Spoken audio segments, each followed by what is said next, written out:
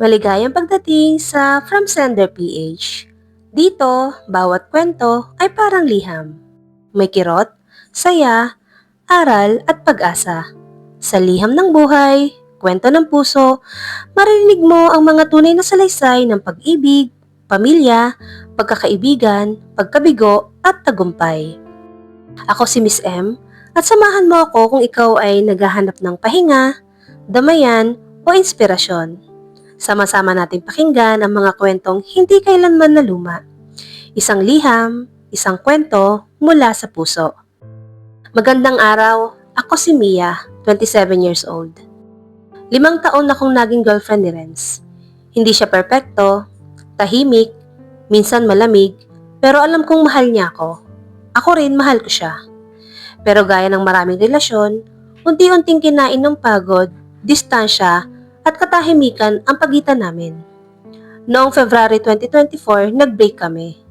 Hindi malinaw kung tuluyan na ba o pahinga lang. Basta nagkasundo kaming lumayo muna. Iyak ako ng iyak, pero sa totoo lang, pakiramdam ko matagal na akong nag-iisa kahit magkasama kami. 1 buwan pagkatapos ng hiwalayan, nagaya ang mga kaibigan kong umakyat ng Baguio. Sa totoo lang, hindi ako interesado. Pero dahil sa lungkot, napilit din nila ako. Malay mo, baka makalimot, sabi ng isa kong kaibigan.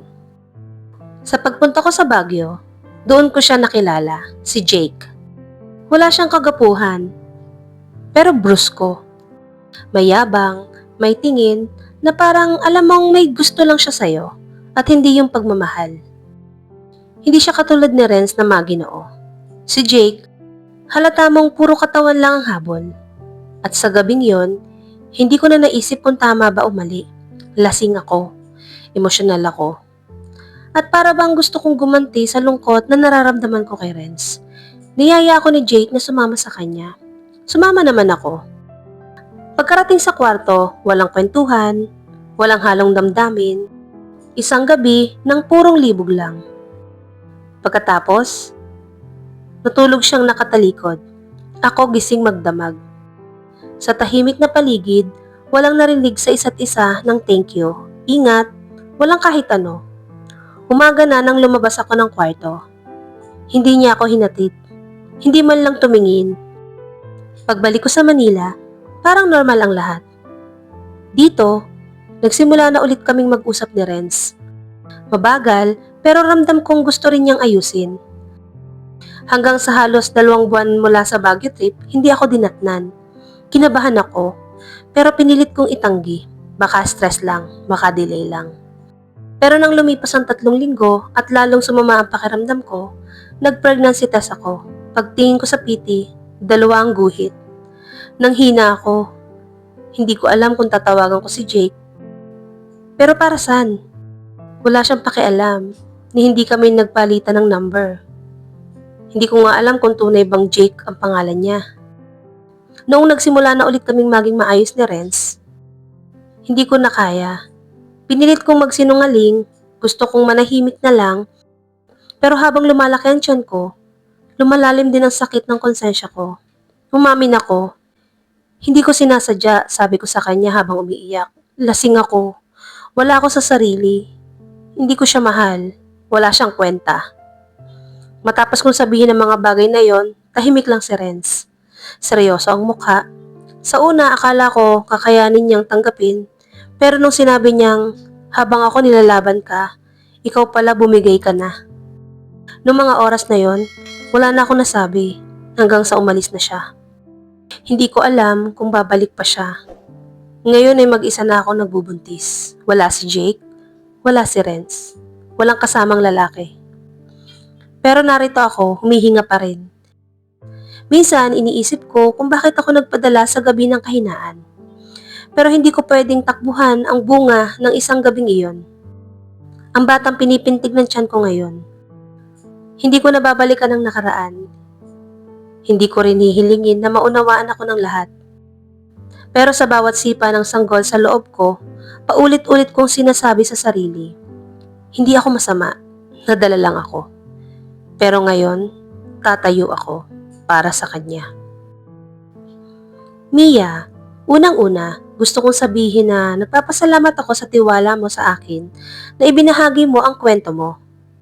Alam kong hindi madali ang mga nangyari sa'yo, yung mga bagay na minsan ay puno ng sakit, panghihinayang, at gulo sa puso at isipan. Sa totoo lang, tao lang tayo at lahat tayo may panahon ng kahinaan, ng pagkakamali, at minsan ng mga desisyong hindi nating inaasahan na gagawin natin. Hindi ibig sabihin nito na masama ka o walang pag-asa. Alam kong sobrang bigat ng dinadala mo ngayon. Hindi lang ang pagbubuntis, kundi pati yung mga tanong kung paano mo haharapin ang mga taong mahal mo at yung takot na baka hindi ka nila maintindihan. Ngunit tandaan mo, Mia, na ang pinakapayak na totoo ay hindi ka nag-iisa sa laban na to.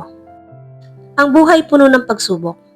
At minsan, yung pinakamahirap na mga sandali ang magtuturo sa atin ng pinakamahalagang aral tungkol sa sarili natin, sa lakas natin, at sa tunay na kahulugan ng pagmamahal. Hindi mo kailangang mapilitang maging perpekto o magmukhang ayos sa paningin ng iba. Ang mahalaga ay ang pagiging totoo mo sa sarili mo at ang pagharap mo sa mga pangyayari ng may tapang. Kahit na nangangailangan ito ng pag-iyak, paghilom, at pagbagong buhay. Hindi mo kailangang dalhin lahat ng ito ng mag-isa. Kung gusto mo, nandito ako para makinig, umalalay, at magbigay ng suporta sa abot ng makakaya ko. At sa kabila ng lahat ng ito, huwag mong kalimutan na may mga taong nagmamahal at naniniwala sa iyo.